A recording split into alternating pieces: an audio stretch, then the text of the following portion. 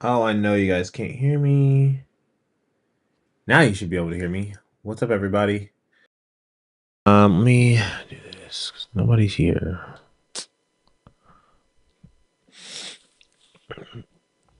What up, everyone? We're live. We're doing a live Q&A today. Today has been a hectic day for Ronnie Baker. That's for sure.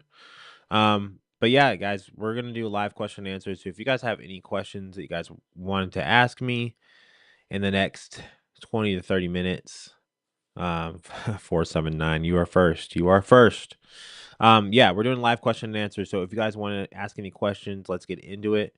Um, I'll answer any questions that you guys want to have answered. I know there were a couple that people are asking yesterday that I didn't get to. So if you're in the chat and you want to know anything about that, what we were talking about yesterday, let me know. Kentucky stand up. That's right. 502. I wish it would get warmer here in Kentucky. It has been cold. It was like the high today was like 15 and it was snowing again. So I'm just tired of the snow. I'm sick and tired of the snow. Um but yeah, we are doing a live Q&A. Let me see Q and A.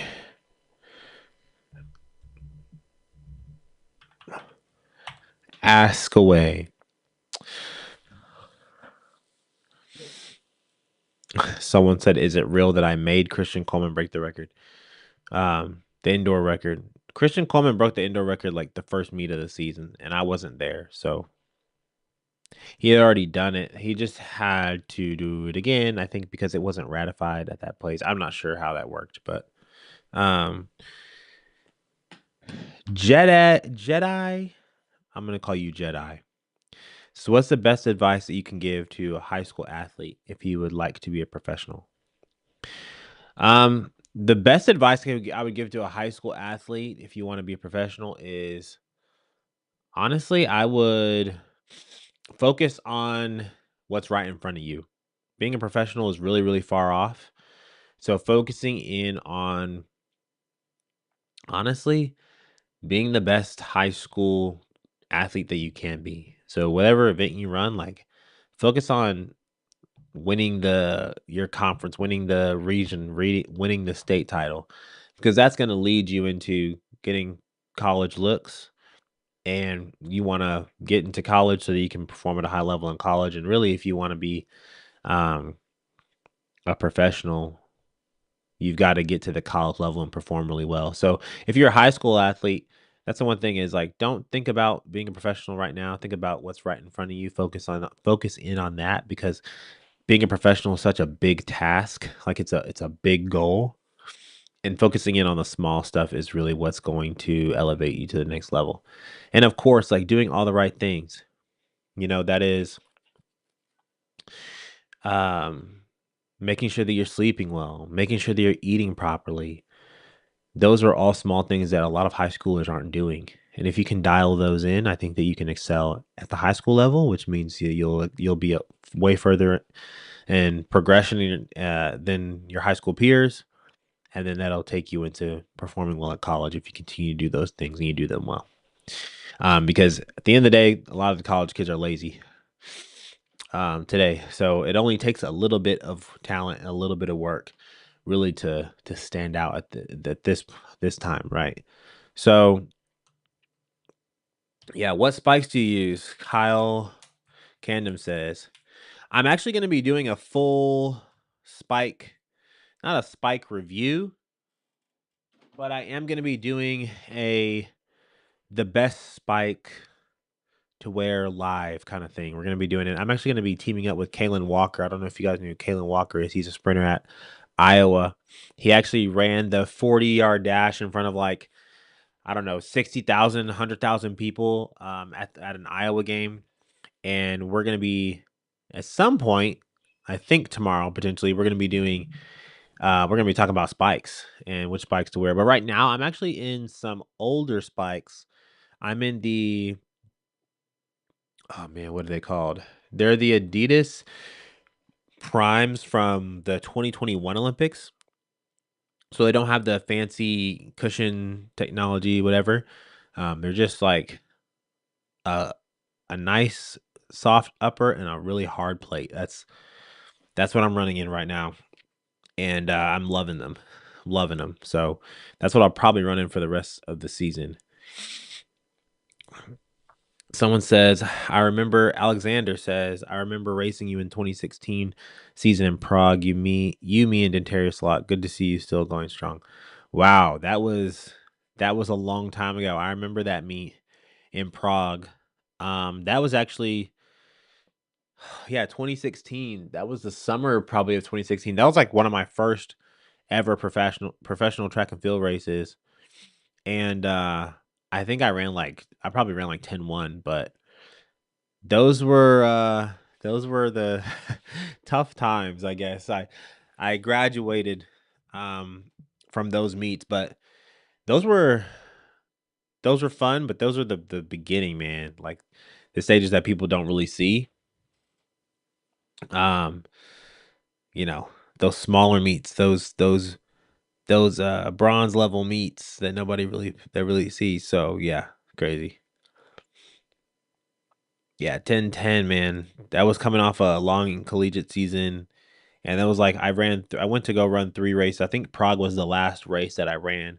It was that one. I went to and I think I had 2 races in Italy. Yeah, 2 races in Italy and then went to Prague. And yeah, fun times. I mean that those circuits, like those meets, those smaller ones, I think I think I actually shared a room with my agent. Like that's where I was at. This is not no fancy diamond league. Like we pedaled on bikes to go get food. Like it was a humbling time, but something that I needed, I think, in that moment. So, what are your plans for the new year, 2025 races? I'm going to be doing a circuit here in the next coming weeks. I leave on Sunday. I'll be gone for 3 weeks. Will be in 4 different places. So I'll be in Belgrade, which is a continental gold meet. It's on the 29th. I'll run in, I believe it's Poland on the 4th of February, and then I run on the 8th and the 14th. So that's my indoor season as of now. I don't know if I'm going to go to the indoor trials, the U.S. trials, because of the bye. I might not need to go, so I probably will do those 4 races, take some time off, and then go to China.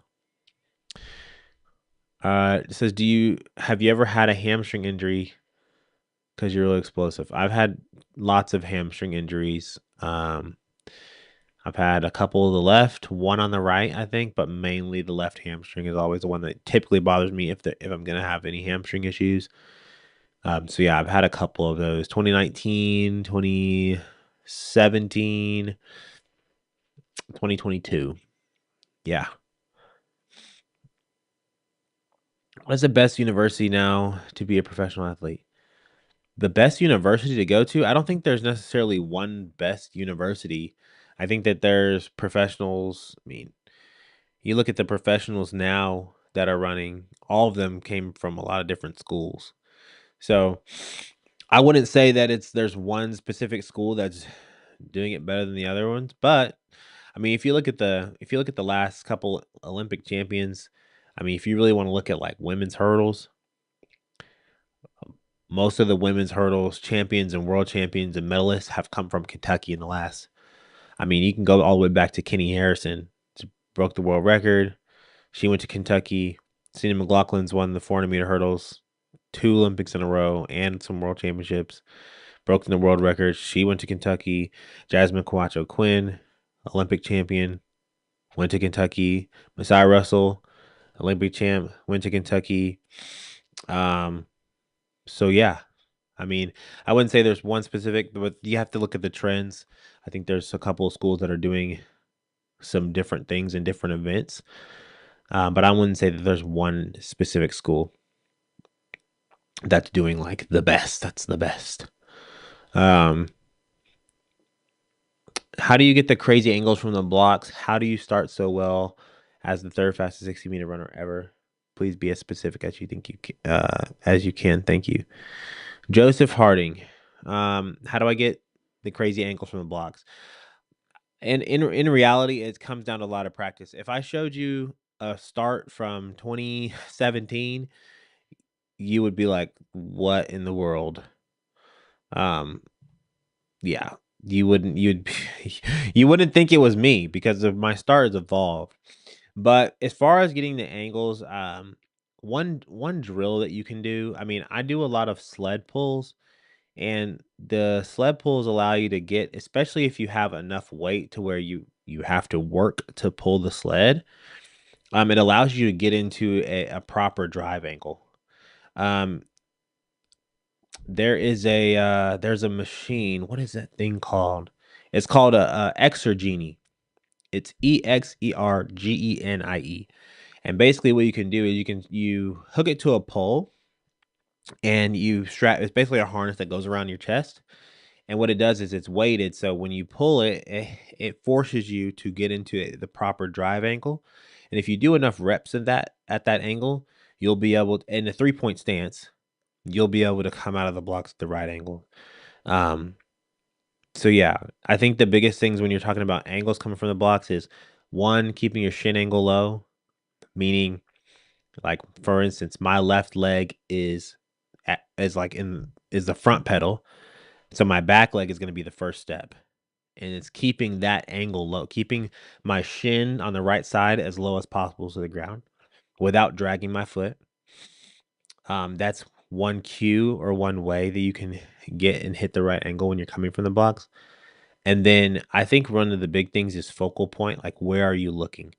If you come out of the blocks and if you're looking straight down the track, then it probably means you're not in a good position because you're probably standing straight up already. But looking like directly down at the track, like in front of you, not straight so you can see the finish line, but at an angle down in front of you, forward, not behind you, not looking at your legs, because then that means you're going to be too hunched over, but a gaze that's like right in front of you, downwards. I think that's going to be able to help you get like the best angles coming out, low shin angle and focal point and where you're looking. Um, but if you get a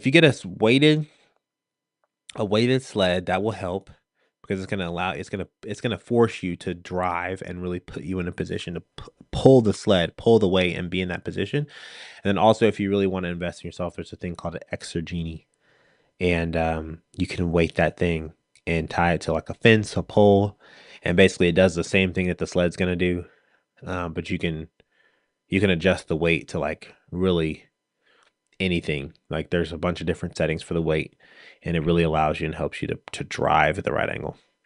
Hey, Carolyn, it's nice to see you. Thanks for stopping behind saying what's up.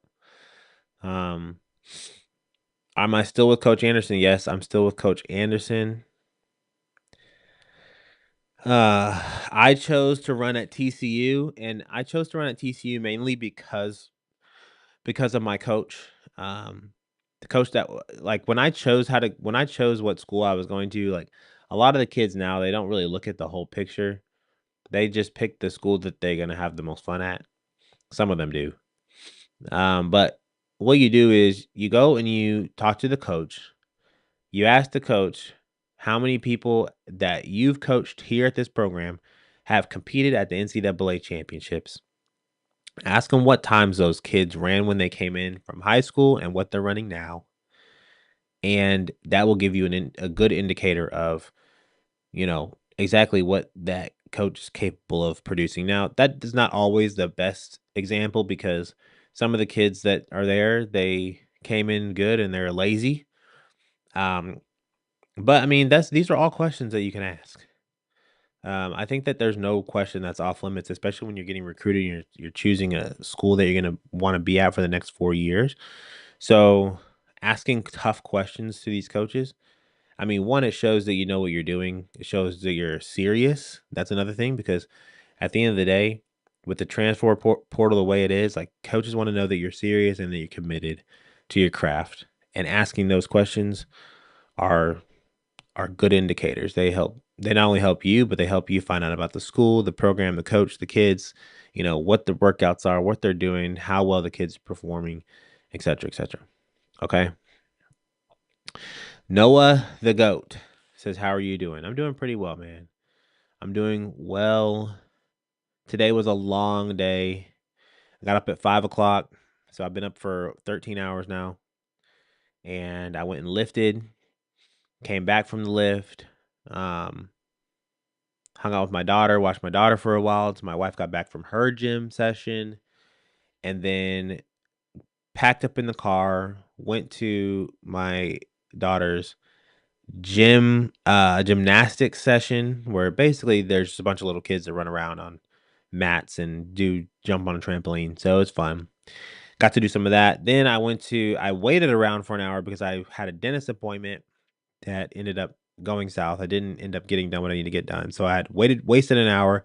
Then I went to practice, ran at practice, rushed home, had a meeting at 4. I got home at like 3:15. Had a meeting at 4, so I had to shower real quick, everything.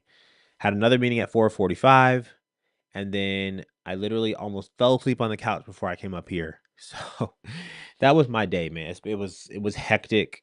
Um, but that's just the day in the life, man. Getting things done. How important is core stability? Core stability is really important. As a sprinter, your core is everything. I think a lot of times people get injured because their core is not strong enough. So having really strong core is important. And that doesn't necessarily mean doing a bunch of ab work. That could be a lot of like your core is really from like your quads up to your torso. Okay.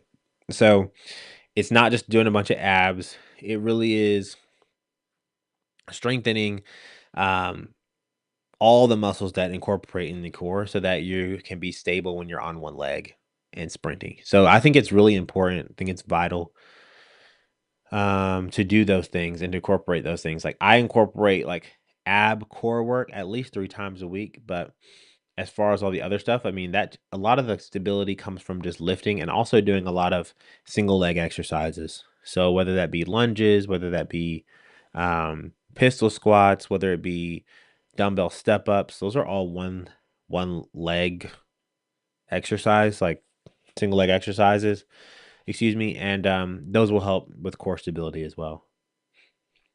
And squats and all the other stuff too, because you have to stabilize your core in order to squat well and squat deep. Half squat or full squat? Um, Meta, half squat or full squat, it just depends on what you're doing.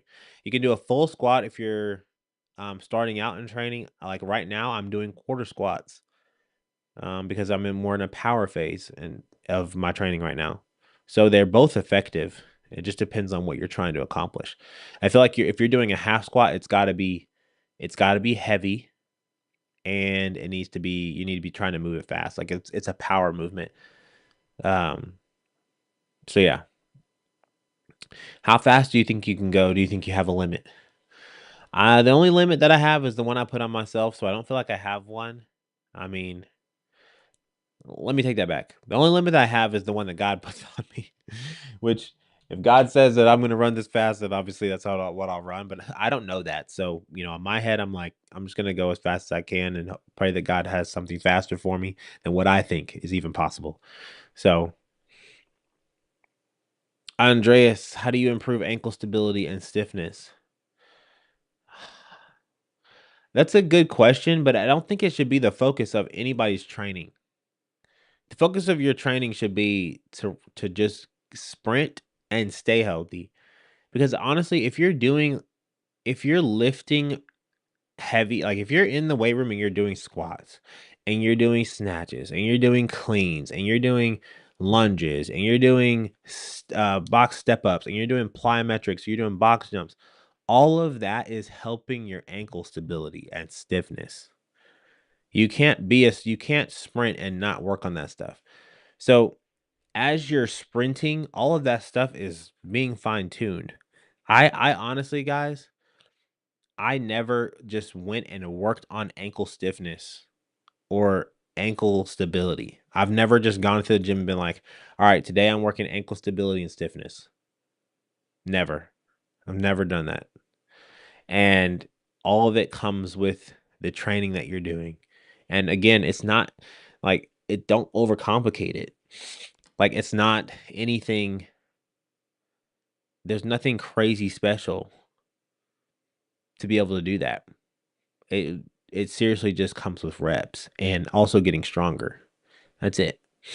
But if you really wanted to go in the gym and do some ankle stability, get a foam pad and do some get a foam pad, get a dumbbell, put it in the opposite hand. Put it in the opposite hand of that you're gonna stand on because you're gonna do a single leg. Basically, you're just gonna do a single leg. You're gonna stand on the single leg on the foam pad. Put the weight in the opposite hand, and basically you're gonna do like a quarter squat on that leg. It's gonna help your ankle stability and your stiffness. There you go. Plyometrics, jumps, those will help your ankle stability and stiffness. Depth drop, box jumps. So where you're on a box, you drop down like you're up here, you drop off the box and then you explode when you hit the ground. That works on ankle stiffness and ankle stability. But it's not like you don't need to go do that every day. In order to increase your ankle stability and stiffness, okay? Damie, what's up? I think that's Damie or Dami. It says last year I ran 7.3 in the 60 meters, which was my first competition, but I got mad at myself that I could have done better. I picture the next competition next year in the heat that I'm run 6.8. There you go. Yes, you should. You asked, should I still keep the confidence? Obviously, you should. There's not a day that goes by that I don't think I'm going to break the world record. Even though last year I never even got close to touching it. So always keep your confidence, man. Always continue to believe in yourself that you can accomplish this. If you feel like you can run faster, then I believe you can. It's just a matter of, do you believe it? You got to believe it. Where can we watch the live stream you did about ProTrack contracts, Luke? That is going to get uploaded in, I think, 2 weeks. So not this week coming up, but the week after that, it will be on YouTube and it will be on my podcast platform. So both of them. So you'll have to wait a little bit. Sorry, but that's why the live streams are for. But it's coming out. So for all those guys that missed that one, it is coming out. Yeah, that one's coming out on a Monday in I think a week or so. I just got to figure out which weekend is coming out, which week it's coming out. But I will post and let you guys know exactly when that one's coming, because I feel like a lot of people have been asking me when they can catch the replay of that one. Okay. Ansgar.wa says, thank you for the advice. Also, I got a question about mobility. If you sit a lot and want to improve it for sprinting, if you sit a lot, then stand. Like, for instance, this desk moves. I really, needed to stop sitting for a while, I just stand up. Okay, so if you sit a lot, just be mobile. That's all I gotta tell you. It's pretty simple. But you can stretch more. That would be good for you too. Stretching. 713 says jump rope. Yeah, you can do that too. What's up, Barbara Twin? How you doing? What do you think it'll take to win the worlds this year? 100 meters. Well, depending on last year, it'll probably I mean, every year I feel like it's gonna take 9.8 something. That's where I'm at. 9.8 something. Obviously not last year, it was 9.7, but I always say 9.8 something is what's gonna win it. Is what I feel like most of the time. So Andreas said, just wanted to say your podcast really helped fix my mental state. Prior to the podcast, I would analyze freezing the blocks, and after listening to it, I ran a personal best. There you go, Andreas. For those of you guys that have not listened to the podcast and you struggle with mental blocks, I think that Andreas here is a testimony to what the podcast can do for you and how I've I've used these techniques in my own career to help me to perform at a high level. Okay, so really appreciate you commenting that, Andres, because a lot of people ask me these questions and I direct them to the podcast and they don't listen. But if you listen, there's some good stuff there. It's stuff that I've used literally. I use these things in my 8, 9 years of my career that have helped me to be elite. So really appreciate that, Andres. I hope it continues to help you. I hope you continue to use those things and you keep running faster and faster, man. Because I feel like a lot of times people put in a lot of work and they don't see they don't see that progress, and a lot of it has to do with how they think about what they're doing. Okay, so that's awesome, Andres. Super proud of you. What was your personal best? Tell the chat what your personal best is. What your personal best was, what it was before, and then what it is now after you listen to the podcast. That would be really cool. Okay. If you could share that. But yeah, that is good stuff. Let's go. Trinidad says they're here. People from Brazil are here. What's up, everybody? We are coming to a close of this question and answer. So if you guys have any more questions, let me know. Pop them into the chat and I will answer them for you. Other than that, we're going to wrap it up in like 3 minutes. Look at that. Andres, that's a big PR. That's a big PR. Andres said he went from 1117 to 1094 after he listened to my podcast on mental state. How crazy is that?